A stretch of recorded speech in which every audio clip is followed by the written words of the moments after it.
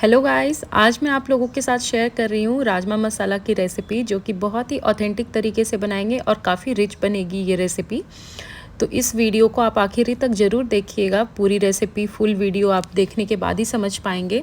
और मैंने बहुत काफ़ी चीज़ रिच रखी है इस रेसिपी में, तो इसलिए वीडियो को आखिरी तक ज़रूर वॉच कीजिएगा। और अगर वीडियो आपको पसंद आ रही हो तो प्लीज़ चैनल को सब्सक्राइब भी कर लीजिएगा। तो चलिए वीडियो को स्टार्ट करते हैं। सबसे पहले मैं यहाँ पे बॉईल करने के लिए प्रेशर कुकर में राजमा को ऐड कर रही हूँ। साथ में थोड़ा सा हम सॉल्ट ऐड कर लेंगे ताकि अच्छे से वो पक सके। अब यहाँ पे 4 सीटी आपको आने तक इसको पका लेना है। आपको मीडियम फ्लेम पे रखना है आँच को। फ्लेम मीडियम फ्लेम पे ही रखिएगा।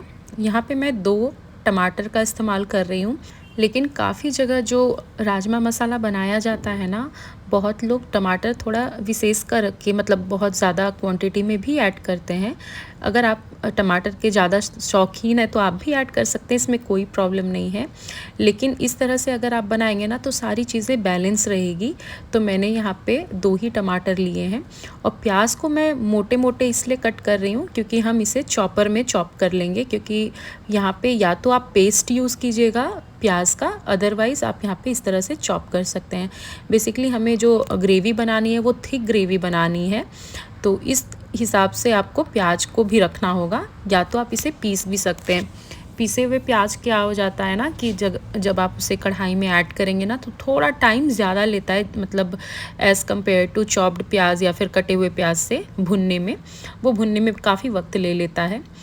तो यहाँ पे अब मैं टमाटर भी थोड़े बहुत कट कर ले रही हूँ क्योंकि हम इसे पीस लेंगे, मतलब सारी चीज़ें इसमें बहुत बारीक जाएंगी या फिर पेस्ट ही जाएगा। तो इसलिए मैंने प्याज को चॉप करके ही लिया है, क्योंकि मैं टमाटर वैसे भी पेस्ट डाल रही थी, मतलब प्यूरी डालूँगी। तो यहाँ पे सबसे पहले हम टमाटर को भी अच्छे से ग्राइंड कर लेंगे और इसे हम आगे प्रोसेस में, मतलब आगे की रेसिपी में यूज़ करेंगे। इस तरह से अगर आप राजमा बनाएंगे ना तो आपको काफ़ी पसंद आएगा। साथ साथ आप छोटे बच्चों को भी खिला सकते हैं, क्योंकि राजमा बहुत ही न्यूट्रिशियस होता है, बहुत ही न्यूट्रिशन इसमें वैल्यू काउंट बहुत ज़्यादा होते हैं। तो आप ज़रूर बनाया कीजिए, मतलब कभी कभी अच्छा भी लगता है, कुछ कुछ अलग खाने का इच्छा भी हो जाता है, तो आप ये ज़रूर ट्राई कर सकते हैं। अब यहाँ पे मैंने सेम जार में थोड़े से गोला होता है ना, सूखा हुआ जो नारियल होता है, वो मैंने कट करके लिया हुआ है। थोड़ा सा दालचीनी और थोड़े बहुत खड़े मसाले, जिसमें कि काली वाली इलायची भी है, 2 हरी इलायची है, थोड़े बहुत लौंग हैं और काली मिर्च है। अब यहाँ पे मैं 2 चम्मच, ये छोटा साइज़ है स्पून का, मतलब अगर आप बड़े चम्मच की बात करें तो एक भर के पूरा 1 चम्मच भर के आपको पोस्ता दाना लेना है। 2 चम्मच मैं यहाँ पे जीरा ऐड कर रही हूँ और 3 से 4 चम्मच के आसपास मैं साबुत धनिया का इस्तेमाल कर रही हूँ। और मैंने 10 से 12 काजू भी लिए हैं। इन सारी चीज़ों को आप अच्छे से एकदम मिक्स करके पीस लें, एकदम बारीक पेस्ट बना लीजिएगा। अब इसी में हम ऐड कर लेंगे अदरक लहसुन का पेस्ट, क्योंकि मैं बना के पहले से रखती हूँ तो मैं ऐड कर रही हूँ। अगर आपके पास बना हुआ नहीं है तो अब जिस वक्त मसाले पीस रहे हो ना, उसी वक्त आप अदरक लहसुन भी ऐड कर लीजिएगा। अब यहाँ पे मैं सरसों तेल आज ऐड कर रही हूँ। सरसों तेल में इसका काफ़ी अच्छा टेस्ट आता है, तो अगर आपके पास हो तो प्लीज़ आप सरसों तेल ही ऐड कीजिएगा, उसमें आपको काफ़ी अच्छा फ्लेवर आएगा। लेकिन बहुत लोगों को सरसों तेल का टेस्ट मतलब अच्छा नहीं लगता, जमता नहीं है, तो आप जो भी कुकिंग ऑयल प्रेफर करते हैं आप वो भी उसमें भी बना सकते हैं। अब यहाँ पे थोड़ा सा जीरा ऐड कर लीजिएगा और थोड़ा सा हींग, और प्याज आप ऐड करके इसे भून लीजिएगा। जब थोड़ा सा प्याज आपका भून जाए, 1 से 2 मिनट हो जाए, तो यहाँ पे आपको काश्मीरी लाल मिर्च यूज़ करना है, उससे कलर काफ़ी अच्छा आ जाएगा राजमा में। तो मैंने काश्मीरी मिर्च मतलब पाउडर का इस्तेमाल किया है। और इसे अब हम अच्छे से भून लेंगे जब तक कि तेल अच्छे से सेपरेट ना हो जाए। तेल ऑलमोस्ट सेपरेट हो गया है, प्याज से प्याज भुन गया था। तो जो हमने पेस्ट बना के रखे हैं ना, पहले हम वो ऐड कर लेंगे। आप यहाँ पे टमाटो प्यूरी बिल्कुल अभी ऐड नहीं कीजिएगा, क्योंकि टमाटो का कैसा होता है ना, वो भुनने में थोड़ा टाइम आपको ज़्यादा चले जाएगा सारे मसालों को अगर आप एक साथ ऐड करोगे तो। यहाँ पे हम थोड़ी देर पहले इसे भून लेंगे, क्योंकि पोस्ता दाना भी है, काजू भी है, बहुत सारी चीज़ें हैं, नारियल भी है, तो इसे थोड़ा वक्त लगेगा आपको मसाले को बनाने में। मतलब जनरली जैसे आप सब्ज़ी बनाते हैं उसके मसाले जितनी जल्दी भूनते हैं, इसका थोड़ा आपको टाइम लग सकता है और लगता भी है। तो यहाँ पे हम राजमा सबसे पहले चेक कर लेते हैं कि हमें क्या चाहिए, किस टाइप का चाहिए। तो बिल्कुल आपको हाथ में दबाते हुए प्रेस करते हुए देख लेना है। अगर अच्छे से मतलब मैश हो जा रहा हो, मतलब कि राजमा एकदम प्रिपेयर है आपका यूज़ करने के लिए। अगर नहीं हो रहा हो तो 1-2 सीटी आप एक्स्ट्रा भी लगा सकते हैं।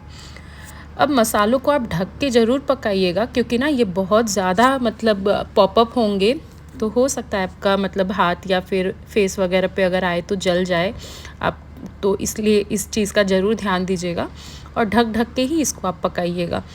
और ढकने से एक चीज़ और भी अच्छी क्या हो जाती है, मसाले तो भूनते ही है साथ साथ ना, वो जो फ्लेवर होता है वो भी अंदर ही रह जाता है। तो ये भी एक चीज़ है। बहुत लोग खुले में मसाले को भूनते हैं, मैं प्रेफर करती हूँ ढक के ही पकाती हूँ मैं मसालों को। तो आप इस तरह से एक बार ज़रूर ट्राई कीजिएगा, आपको डिफरेंस ज़रूर पता चलेगा। अब यहाँ पे हम जब आपका थोड़ा सा मसाला भून जाए, थोड़ा सा देखा होगा आपने तेल सेपरेट हो गए थे, तो मैंने यहाँ पे टमाटो प्यूरी ऐड कर ली है। इसे भी मैं ढक के ही पकाई हूँ, जैसा कि आपने देखा होगा वीडियो में। एकदम इसी तरह से सेम प्रोसेस हम रखेंगे और ढक के हम इसे पका लेंगे। मॉर्निंग का टाइम था तो मैं यहाँ पे सबसे पहले बीट रूट का जूस पीती हूँ। सब पीते हैं, मतलब घर पे जितने लोग होते हैं सारे पीते हैं। इसमें बहुत कुछ डला होता है, इसकी भी रेसिपी मेरे चैनल पे, तो आप वो भी चाक के चेक कर सकते हैं।